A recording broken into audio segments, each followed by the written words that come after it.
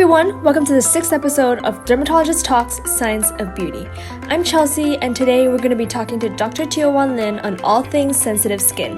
We're going to touch on what exactly sensitive skin is and dermatologist tips on what ingredients and products to look out for. So let's dive straight in. There are so many different definitions of sensitive skin. Is it a common issue or a medical diagnosis? What exactly is sensitive skin? Well, sensitive skin is very much a lay person's description of skin that is perhaps more reactive to environmental triggers. Individuals with sensitive skin very likely have a form of eczema. Eczema itself is always related to a defect in the skin barrier, which could be genetic and inherited due to a deficiency in a molecule known as ceramide that forms the barrier of the skin, or it could be due to environmental factors such as the overuse of harsh detergents, irritant contact dermatitis or allergic contact dermatitis that can occur with the use of inappropriate skincare or makeup products. Now, if you have sensitive skin, you probably have one or all of the following symptoms: redness, stinging, flaking, just an overall sensation of skin reactivity whenever you're exposed to a change in the environment or sometimes a change in your skincare.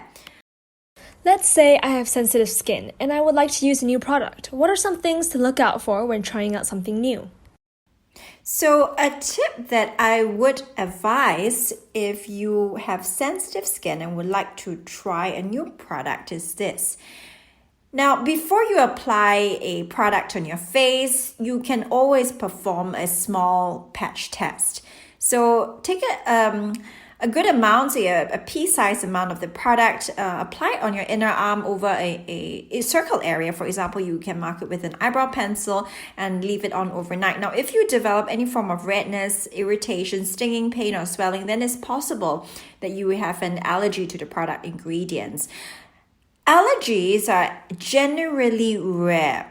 So if you're talking about products that are drying, right, and may eventually lead to skin irritation, sensitivity, or eczema in the long term, you will still see a negative patch test because you're not truly allergic to the ingredients.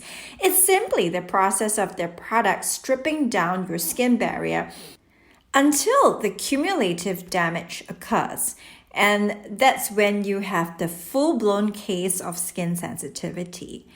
So, patch tests aside, something I want to emphasize is that you should always do your brand research. So, skincare brands that work with academia and have partnerships with biologists, dermatologists, scientists, they're much more likely to do due diligence in terms of testing. I see.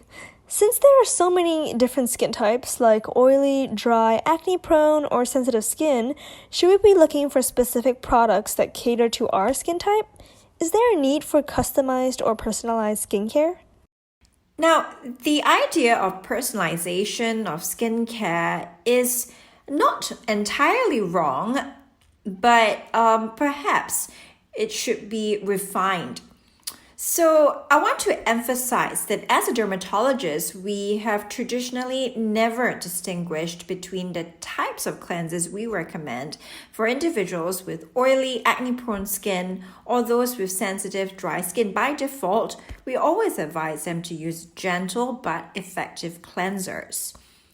So the concept is this: a product that is formulated for universal skin types is going to be dermatologically more sound than others which claim to be formulated for specific skin types. The requirements of healthy skin are pretty universal in nature. There is the barrier function which needs to be respected, and also the process of gentle but effective cleansing that removes oil, dirt, debris, germs from the surface of your skin. Well, thank you again, Dr. Teo, for chatting with us about all things sensitive skin. Well, that about sums up our episode. Thank you guys for tuning in, and we'll see you in the next episode.